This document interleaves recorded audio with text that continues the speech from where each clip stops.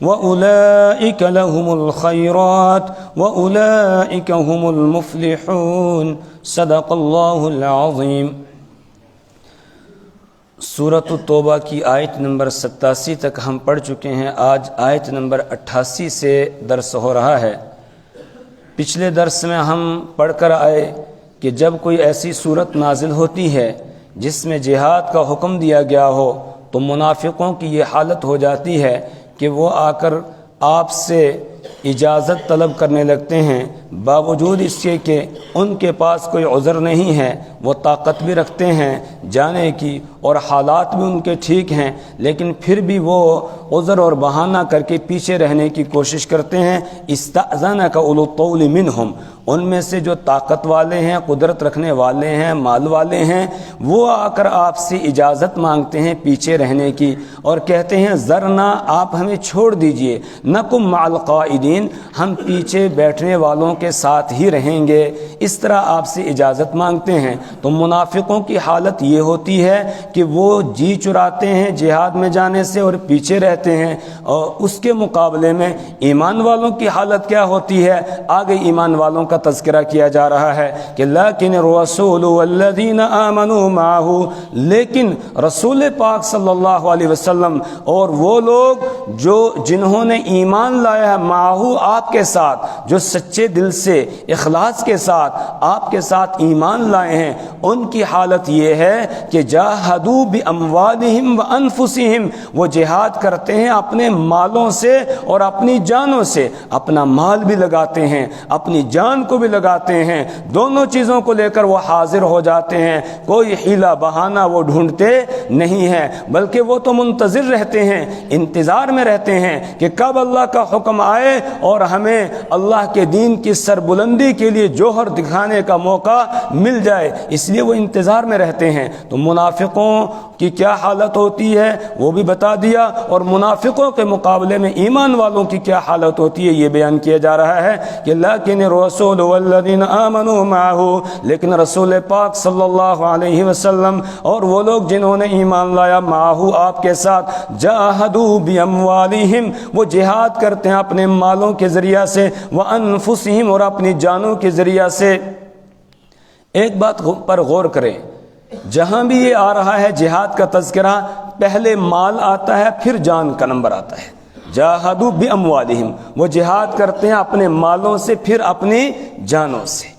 اس میں اللہ ایک پیغام دے رہا ہے کہ جہاد جو ہے یہ مال کو حاصل کرنے کے لیے نہیں ہے، یہ زر کے لیے نہیں ہے، زمین کے لیے نہیں ہے، زن حاصل کرنے کے لیے نہیں ہے، بلکہ یہ اعلاء کلمت اللہ کے لیے ہے۔ اس لیے یہاں تو مال ادھر سے ہی لگانا پڑتا ہے، اپنا مال لے کر حاضر ہوں گے، اپنا مال لے کر وہ حاضر ہوتے ہیں، مال کے لالچ میں نہیں جاتے ہیں کہ وہاں سے مال غنیمت ہمیں ملے گا اور ہم قبضہ کریں گے اور فلاں فلاں چیز کو حاصل کریں گے، نہ، ان کا مقصد صرف اعلاء کلمت اللہ ہوتا ہے، اللہ کے کلمے کو بلند کرنا،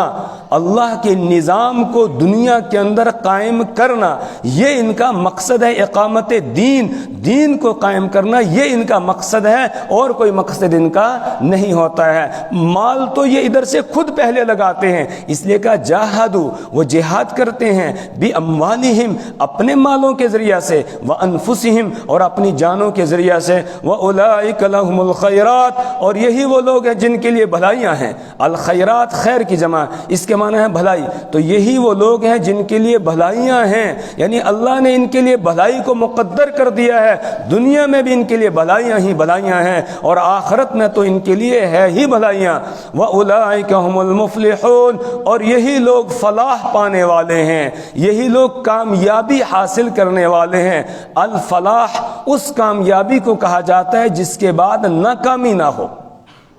اگر کوئی امتحان میں کامیاب ہو جائے، الیکشن میں کامیاب ہو جائے، اس کے لیے فلاح کا لفظ استعمال نہیں کرتے ہیں، کیوں؟ اس لیے کہ اب کامیاب ہوا ہے، آئندہ الیکشن میں ہار جائے گا، ناکام ہو جائے گا۔ اس لیے وہاں نجاح کا لفظ استعمال کر سکتے ہیں، فاز یفوز فوزن کا لفظ استعمال کر سکتے ہیں، فلاح کا لفظ وہاں استعمال نہیں ہوگا۔ اسی طرح کوئی امتحان میں کامیاب ہو گیا، اس میں کامیاب ہوا، اگلے میں ہو سکتا ہے ناکام ہو جائے، اس لیے وہاں بھی نجاح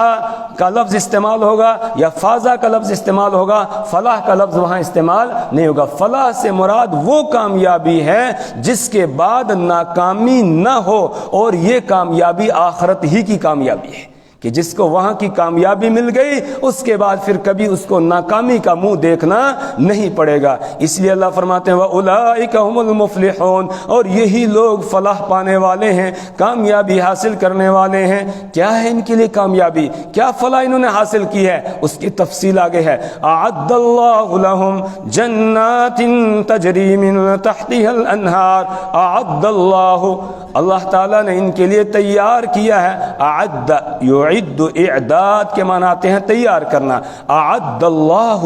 اللہ تعالیٰ نے تیار کیا، لہم ان کے لیے، جنات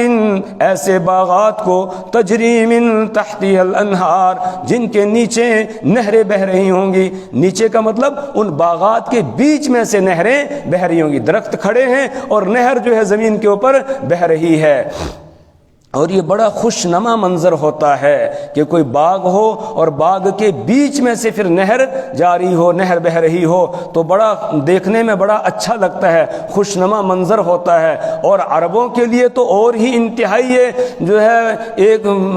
خوشی کی اور خوشنما منظر کی چیز تھی۔ کیوں؟ اس لیے کہ عرب کے علاقے میں سخت گرمی ہوتی ہے، درخت کم ہوتے ہیں، پانی کی قلت ہے، پانی کم ہے، تو ان کو تو اگر اس طرح کی کوئی جگہ مل جاتی تھی جہاں درخت ہوں اور پانی ہو تو وہ تو یہ سمجھتے تھے اب ہمیں یہیں ڈیرا لگانا ہے، بلکہ ڈیرا لگا لیتے تھے۔ اسی لیے وہ کھانا بدوش یعنی چلتے پھرتے رہتے تھے۔ تو جہاں پانی دیکھا اور درخت دیکھے، چارہ دیکھا جانوروں کے لیے، وہیں وہ ڈیرا لگا لیا کرتے تھے۔ اکثر عرب جو ہے وہ کھانا بدوش تھے، یعنی اس طرح چلنے پھرنے والے لوگ تھے، تو ان کے لیے تو یہ ایک بہت بڑی نعمت تھی، اور ہے بھی یہ انسانوں کے لیے، یعنی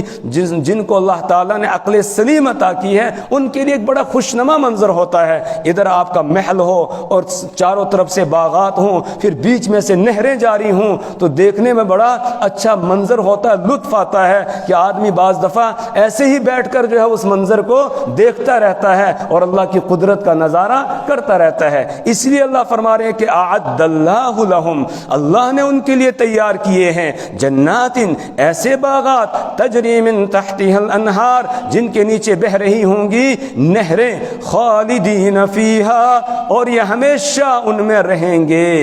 دنیا میں بھی کسی کو باغ مل جاتا ہے، کسی کو بہترین قسم کا مکان مل جاتا ہے اور نعمتیں ہیں، لیکن یہاں ہر وقت یہ خطرہ رہتا ہے کہ آج ہم یہاں ہیں، پتہ نہیں کل یہاں سے نکلنا پڑے گا، آج نعمتیں ہیں کل یہ ہمارے پاس رہے یا نہ رہے، یہ ڈر اور خوف لگا رہتا ہے۔ آخرت میں یہ کوئی ڈر اور خوف نہیں ہوگا، وہاں ہمیشہ رہیں گے، کبھی ان کو وہاں جنتوں سے نکالا نہیں جائے گا۔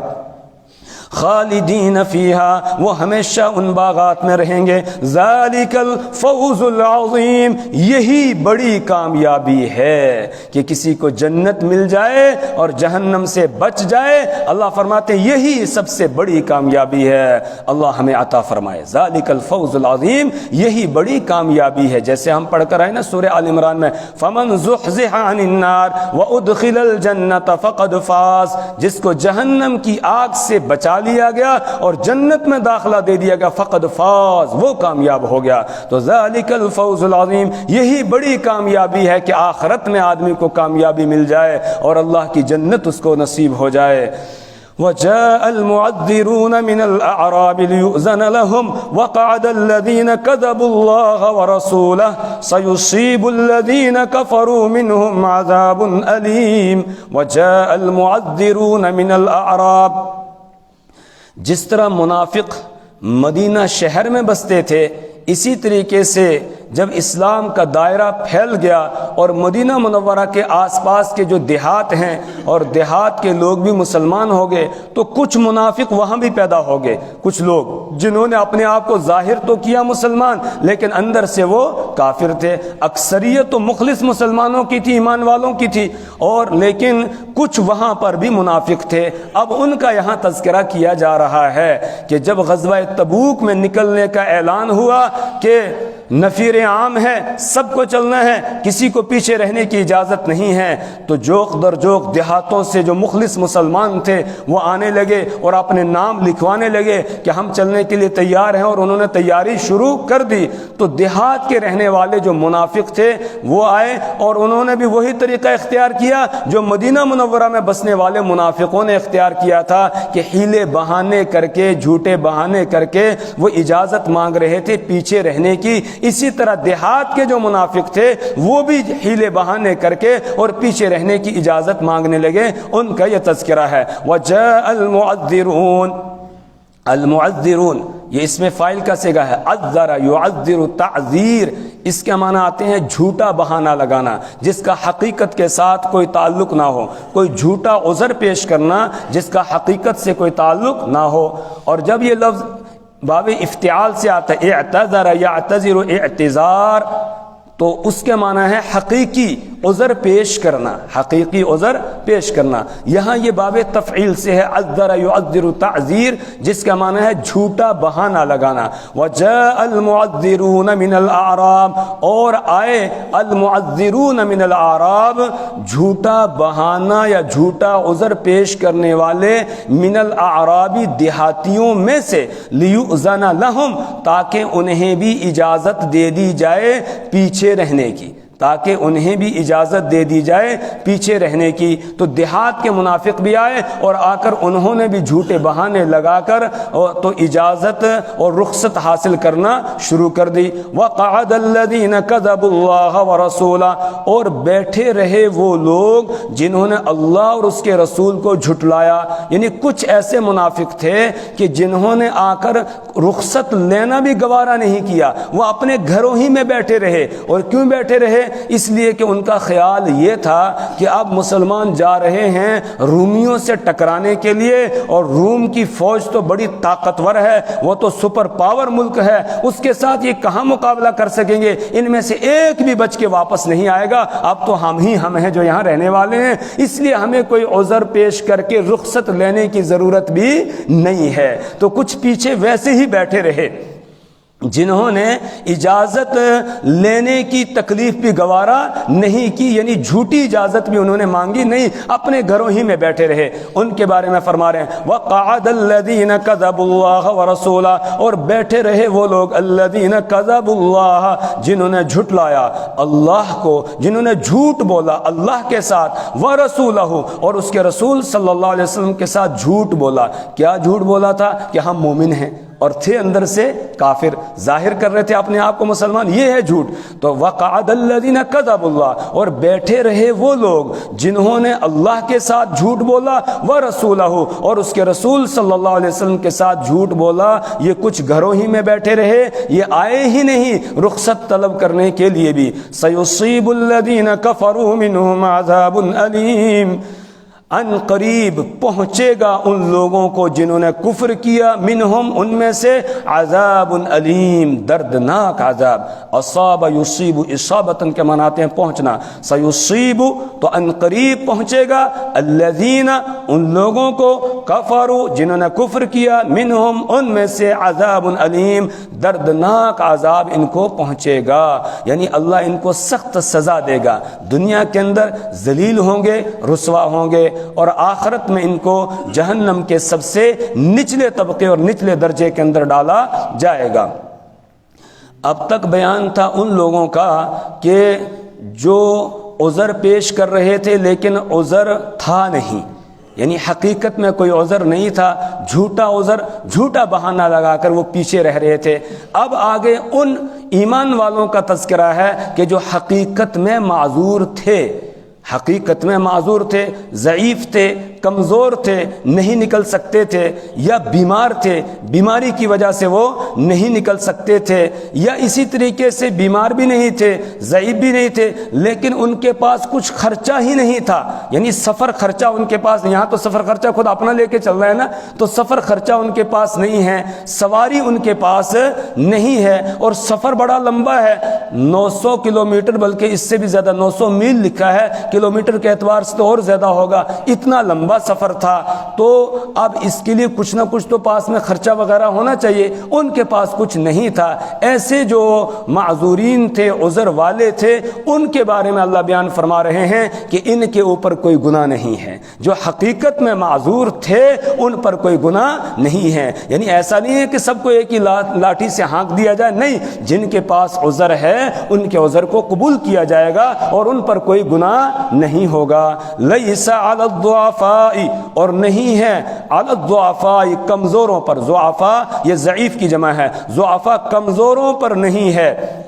ولا علی المرضى، اور نہیں ہے بیماروں پر، ولا علی الذین، اور نہیں ہے ان لوگوں پر، لا یجدون ما، جو نہیں پاتے ہیں وہ چیز، ينفقون، جس کو وہ خرچ کریں، یعنی ان کے پاس سفر خرچہ توشہ نہیں ہے، ان پر نہیں ہے، کیا نہیں ہے؟ حرج، کوئی حرج، کوئی گناہ ان پر نہیں ہے۔ تو لیس علی الضعفاء، نہیں ہے کوئی گناہ، نہیں ہے کوئی حرج، علی الضعفاء کمزوروں پر، ولا علی المرضى، اور نہ بیماروں پر، ولا علی الذین لا یجدون، اور نہ ان لوگوں پر جو نہیں پاتے ہیں ما، وہ چیز، ينفقون، جس کو وہ خرچ کریں، حرج، کوئی حرج ان پر نہیں ہے۔ کب؟ اذا نصحوا للہ، جب کہ یہ خیر خواہی کرنے والے ہوں اللہ کے لیے، ورسولہ، اور اس کے رسول صلی اللہ علیہ وسلم کے لیے، یعنی یہ خیر خواہ ہوں اللہ کے اور اللہ کے رسول صلی اللہ علیہ وسلم کے۔ خیر خواہ ہونے کا مطلب کیا ہے؟ کہ یہ دل سے ایمان لائے ہیں اور حقیقت میں ان کے پاس عذر ہے اور تمنا رکھتے ہیں جانے کی، لیکن عذر جو ہے وہ جانے کی اجازت نہیں دے رہا ہے، یہ ہے ان کی خیر خواہی۔ تو جب یہ خیر خواہی کر رہے ہوں اللہ اور اللہ کے رسول صلی اللہ علیہ وسلم کی، اور حقیقت میں ان پر عذر ہے ان کے، تو اب ان پر کوئی حرج نہیں ہے، کوئی گناہ نہیں ہے۔ کیوں؟ اس لیے کہ یہ نیکوکار ہے، اور ما علی المحسنین من سبیل، اور نہیں ہے نیکوکاروں پر کوئی راستہ، کوئی الزام، نیکوکاروں پر کوئی الزام نہیں ہے، یہ حقیقت میں نیکوکار ہے اور عذر ہے ان کا، حقیقت میں جو عذر ہے اس وجہ سے یہ نہیں نکل پا رہے ہیں، اس لیے اللہ تعالیٰ فرما رہے ہیں کہ ان پر کوئی الزام نہیں ہے۔ واللہ غفور الرحیم، اور اللہ بخشنے والا ہے، رحم فرمانے والا ہے، ان کو پریشان ہونے کی ضرورت نہیں ہے۔ اصل میں جب منافقوں کی یہ برائیاں بیان کی جا رہی تھی اور ان کے لیے سخت عذاب کا تذکرہ کیا جا رہا تھا، تو جو حقیقت میں معذور مخلص مسلمان تھے وہ بھی پریشان ہو رہے تھے کہ کہیں ایسا تو نہیں ہے کہ ہمیں ہی ٹارگٹ کیا جا رہا ہو اور ہمارے بارے میں ہی آیات نازل ہو رہی ہوں۔ تو اللہ تعالیٰ نے یہ آیت نازل فرما کر ان کو تسلی دے دی، تمہیں پریشان ہونے کی ضرورت نہیں ہے، تم مخلص ہو، اور ہر آدمی جانتا ہے کہ کون مخلص ہے، خود اپنے بارے میں آدمی جانتا ہے کہ میں مخلص ہوں یا نہیں ہوں، اس لیے جو مخلصین ہیں، محسنین ہیں، ان کو پریشان ہونے کی ضرورت نہیں ہے۔ ترجمہ دیکھ لیجئے، ایک مرتبہ پھر سے ترجمہ دیکھ لیجئے، لیکن الرسول والذین آمنوا معہ، لیکن رسول پاک صلی اللہ علیہ وسلم اور وہ لوگ جنہوں نے ایمان لایا ان کے ساتھ، جاہدوا، وہ جہاد کرتے ہیں، باموالہم، اپنے مالوں سے، وانفسہم، اور اپنی جانوں کے ذریعہ سے، واولئک لہم الخیرات، اور یہی وہ لوگ ہیں جن کے لیے بھلائیاں ہیں، واولئک ہم المفلحون، اور یہی لوگ فلاح پانے والے ہیں۔ اعد اللہ، اللہ تعالیٰ نے تیار کیے ہیں، لہم، ان کے لیے، جنات، ایسے باغات، تجری، بہتی ہیں، من تحتها، جن کے نیچے، الانہار، نہریں، خالدین،